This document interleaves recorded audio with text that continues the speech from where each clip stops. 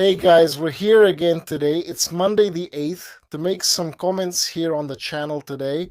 Well, Iran started attacking Israel again, which was attacking Lebanon, and it's chaos all over again. So we're going to read some news about this again here in the new setup I made, right? The whole setup is new now. It's a nice setup, right? What doesn't help is my face. Maybe I'll make up for it by making videos with a mask, maybe, right? Like Zangado does, right? But anyway, it's already too late, because you already know my face, so there's not much I can do. But let's go. Let's stop talking here and get to the news. Iran attacks Israel for the first time since the April ceasefire. Igor Gello, by the way, Igor Gello. I like him as a journalist from Folha. He has his own political stance, but he's the kind of guy who reports the news. He says what's happening, he doesn't sugarcoat it, he doesn't make things up, he doesn't distort things, he says what's happening. He reports what's happening in a very raw way. I like that. Okay, I think that in terms of international event coverage, he's one of the best journalists in Brazil. Igor Gello, alright? Alright, let's go. Iranian forces launched the first missile attack against Israel this Sunday, the 7th since the ceasefire agreed in April, between Tel Aviv, Washington, and Tehran. The action took place after Israel attacked Hezbollah in a suburb of Beirut. Also, for the first time since the truce that had suspended the war launched by Trump and Netanyahu on April 28th. With this, the already fragile balance in the Middle East is under threat of collapse. The region is witnessing a simmering war, in which the United States and Iran exchange targeted attacks. And the Israelis already control 20% of Lebanese territory, something unprecedented since the occupation from 1982 to 2000. The nature of Iran's attack, however, suggests a measured escalation. At least 3 barrages of missiles were launched against Israeli military positions in northern Israel, from where the military operation against Hezbollah is being carried out. The Revolutionary Guard stated that it targeted the Hamat Davi air base in the region. "You launched your missiles, that's enough. Go back to the table, make a deal," said Trump in an interview with Fox News. According to the Israeli military, the 11 tracked projectiles were intercepted and there was no damage. Trump called Netanyahu and said he would ask him not to retaliate, according to Israeli media. The prime minister met with the country's top defense officials afterwards, but there are no reports yet on what was decided. The president complained to Fox that he was all set to sign the agreement on Monday, Tuesday, or Wednesday, or now, and now this happened. No evidence suggests the agreement was that close, despite recent intense activity and occasional exchanges of fire between the rivals. Rivals, according to the Financial Times. Trump said that Netanyahu will have no choice but to accept an agreement with Iran from the most radical Israeli ministers. Itamar Ben-Gvir, him again, right? This Itamar again? He had already said, in his usual tone, that Tehran would burn tonight. Earlier, the Iranian negotiator Mohammad Ghalibaf, the president of the parliament, had repeated the usual threat to attack American bases throughout the Middle East. There was no report. Nor were there any attacks on Tel Aviv, Jerusalem, or air bases in the center and south of the country, which would have signaled a show of force from Tehran.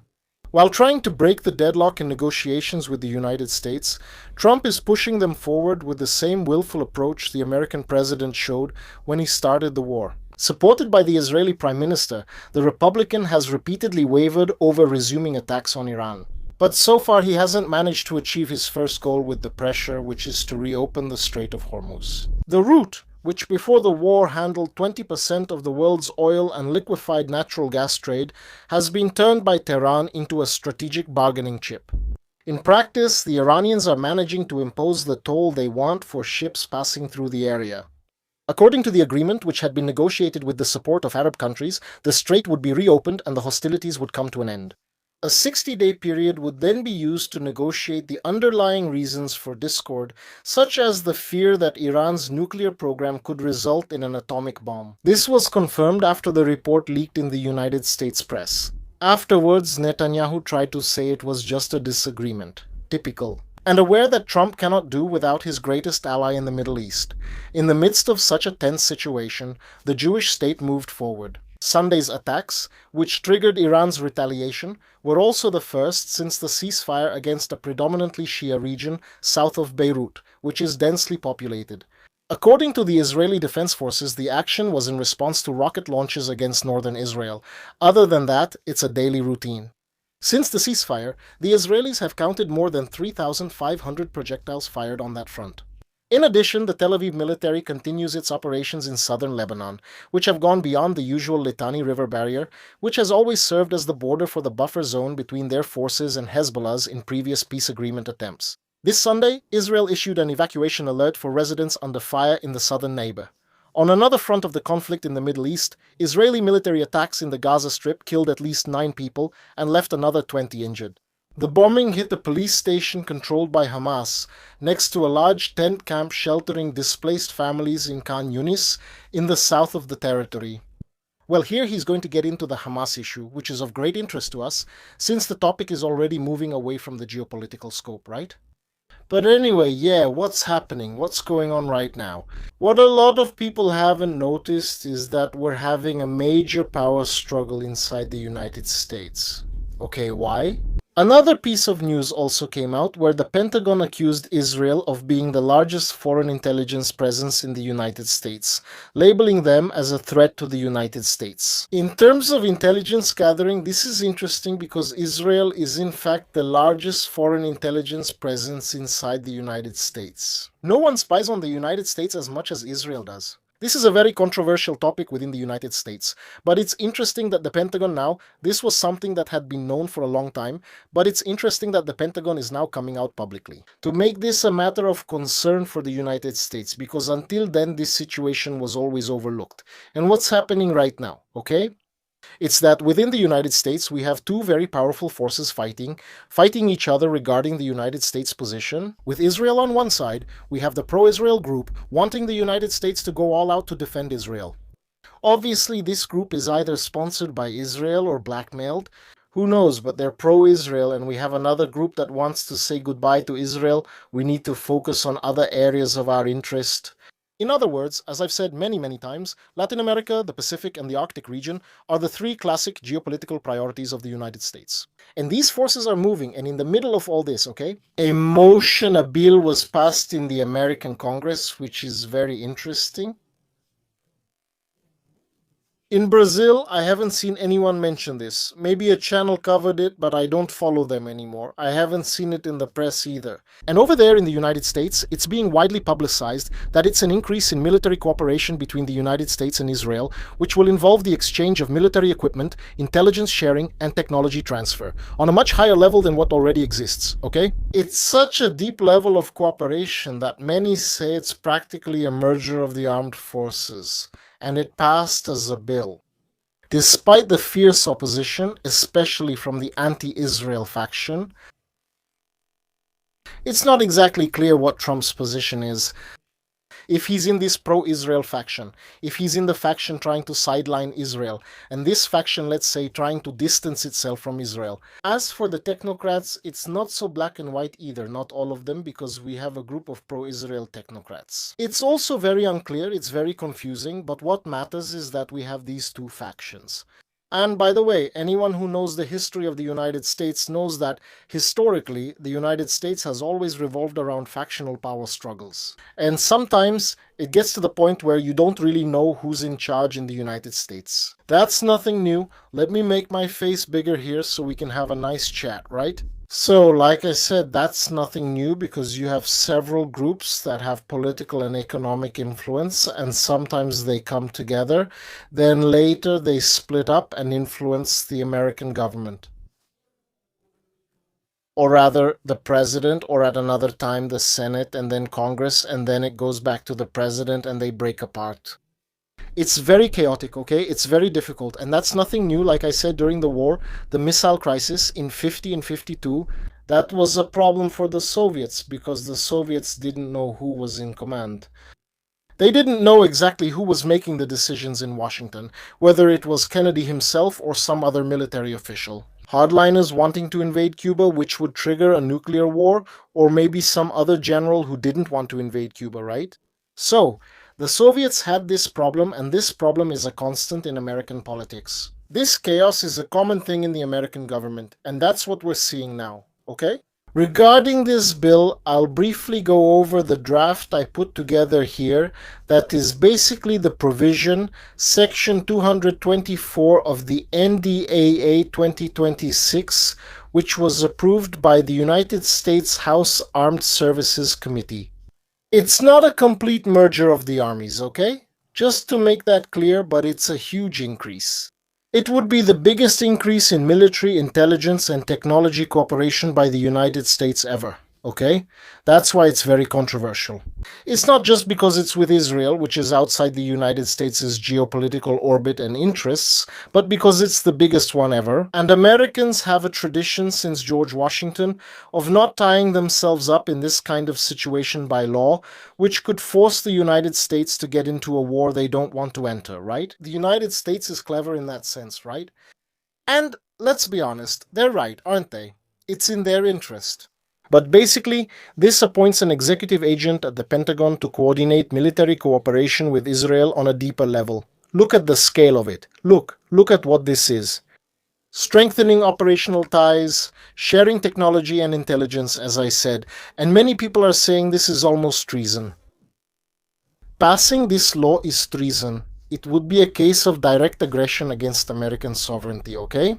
Section 224 was just approved now, on June 4th. And it's also controversial because it comes in the context of the war we're seeing now. But we can't forget about the scandals, again, the Epstein scandals. So the fact that the committee approved this law, now it needs to go through Congress and then go for presidential approval, right? And it can be changed at any time. But the fact that it passed through this committee now, during this time of war and amid the Epstein scandals, which still haven't been forgotten, and it made it very clear that Epstein, most likely, let's say there's a 98% chance, he worked together with Mossad to be able to take advantage of leaders or political figures in the United States. This puts this section in a controversial situation. There's no way to say it's not controversial, okay? Because this obviously fuels the theories that many people talk about, that the Zionists control the United States and so on. I'm not going to get into that discussion, but this doesn't help the people who say that's nonsense because, well, just look at the size of it. So basically, he establishes the creation of an executive agent, which would be a secretary, a person appointed by the United States Secretary of Defense, dedicated solely and exclusively to synchronizing the joint military efforts of the United States and Israel. In other words, Israel will know everything that is being done militarily by the United States, okay? And obviously vice versa, but it's more interesting for Israel. This executive agent is meant to coordinate efforts throughout the entire Department of Defense, including research, equipment acquisition, and integration. Many people are saying that this will remove all secrecy from the American armed forces, their technological development, as well as their movements. And if it goes to Israel, who knows where else it might end up? And we can't forget that Israel has deep ties with Russia. It's not a conspiracy theory, it's also not a very clear situation. It's not clear, they're not exactly allies, but they're not enemies either, and deep down they flirt a lot with each other, okay? Russia and Israel. That's why I say, those who use the little flag of Israel and Ukraine are mistaken, because Israel is actually much closer to Russia than it is to Ukraine, right? And well, it promotes co-production, joint inventories, licenses, and manufacturing in the United States of Israeli technologies, including controversial artificial intelligence, okay? Israeli technology is now entering American research programs, funded by American money, and now not just, let's say, in terms of secrecy, but with public research, okay? And well, after this happens, even the Israeli technology people will be able to participate in American technology programs. Development, American technological development. Look at the size of this deal, the whole this could become. So this could make the United States dependent on Israeli components in critical systems, at a time when the United States is trying to reduce its dependence on external forces, because they saw that their weapons development sector is very risky. Very dependent on countries that aren't exactly allies, especially China, because of rare earths and other chips and hardware and so on, right? Well, and it specifically involves areas, in the areas that are explicit in this research, in this cooperation, okay? Artificial intelligence, quantum research, machine learning, autonomous systems, cyber technology, biotechnology. Just look at the size of the challenge, right? Research involving directed energy, In other words, laser weapons, okay? Data fusion and network integration, network of computer systems. This obviously raises concerns because, as I said, when you combine the data from both countries, there's nothing secret in the United States anymore that the Israelis won't know about, right? And, well, it's also worth remembering that when it comes to biotechnology research, Israel did not sign the treaty on the non development of biological weapons. The Biological Weapons Convention was not signed by Israel, it was signed by the United States, which would then allow Israel to develop new biological weapons. On American soil, with American scientists, with an American budget, without breaking the law, the United States can do this without breaking the law, which would also be very beneficial for Israel. Okay? Uh, Today, the help that the United States gives to Israel is, how can I say, it is visible. The United States reallocates about X billion to help the Israeli army, Israel. From that point on, if this law passes, it will also go into the secret budget. And then who knows how much will go to what development, who knows what else. This is chaos here. So you see the size of the risk of influence this has. And of course, the Americans, well, a good part of them are not happy about it, especially among the population. But as I said, you have several populations. There are forces fighting within the American government trying to compete for influence, and some of them are trying to remove Israel from American interests, focusing on the three areas I already mentioned that are a priority. Especially the Pacific, which is really the main area of interest for the United States for the future, where theoretically everything points to a collision with China. So, Trump can't manage to get out of the Middle East region. Okay, which is no longer politically interesting for the United States. Without leaving with the image of being defeated. Because at this moment, politically, the ones holding all the cards are the Iranians.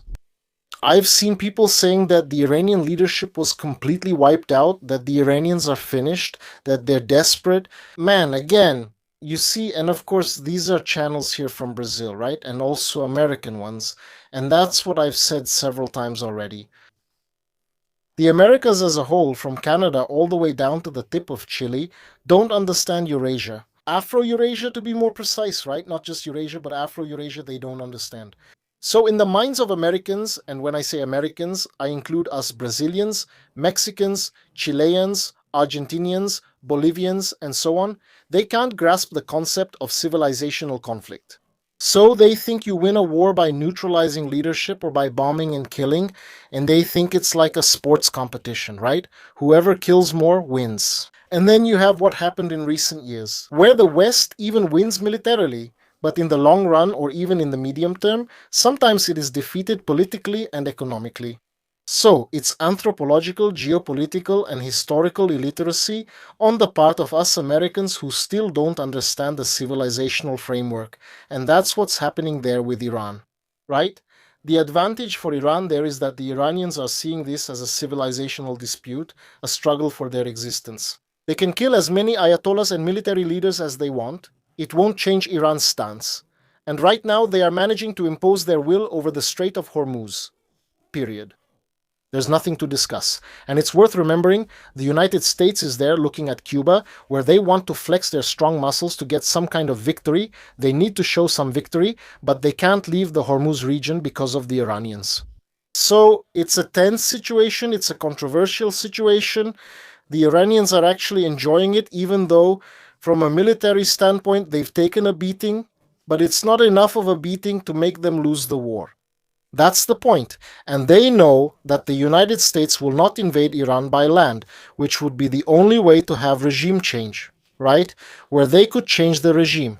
The only way would be through a land invasion. And they know that's not going to happen, okay? So they're dragging this out and they're enjoying it. Make no mistake that Russia and China are encouraging them, fueling the Iranians. Go ahead, go on, keep going because you have everything you need and you probably wouldn't even need that much. But it's very likely that both of them are involved too. And the Iranians are managing to impose their conditions, and if the United States pulls out of this situation now, the whole Middle East region will be in the hands of the Iranians, even after suffering the defeats they suffered, because the Iranians developed a pattern of asymmetric state warfare, at a level that here in America, in the Americas, we don't know anything like that yet.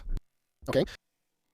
Can the United States win a war with Iran? If there were a real war, yes, but it wouldn't be worth it, again, because the Middle East is not the region of geopolitical interest for the United States, and it would take time to relocate the number of troops necessary to invade Iran. And it would take a lot of time to send between 600,000 and 800,000 soldiers there, maybe even more, right? And it's worth remembering, we can't forget about the American debt that keeps growing at a colossal rate, and if they go to war, well, you know where that's going to end up, right? So it's a scenario that politically is not favorable to the United States. Militarily, I have no doubt, with time. At a colossal rate, and if they go to war, then you know where that's going to end up, right? So it's a scenario that politically is not favorable to the United States. Militarily, there's no doubt they win. But politically, they don't win. There's no way for them to win with the current scenario. But of course, this keeps evolving over time. We can never underestimate the United States' chances of winning in the current scenario. But of course, this keeps evolving over time. We can never underestimate the US, even Pastel. When I talked about factions fighting for their power, it may sound bad. And for Brazilians, this leaves them stunned, they find it horrible, but this is actually an American advantage. This constant struggle, these constant frictions. This volatility of internal forces in the United States gives dynamism to the country. It gives them a great capacity for adaptation. So that, when they are stuck in a very difficult situation, they are able to find alternatives.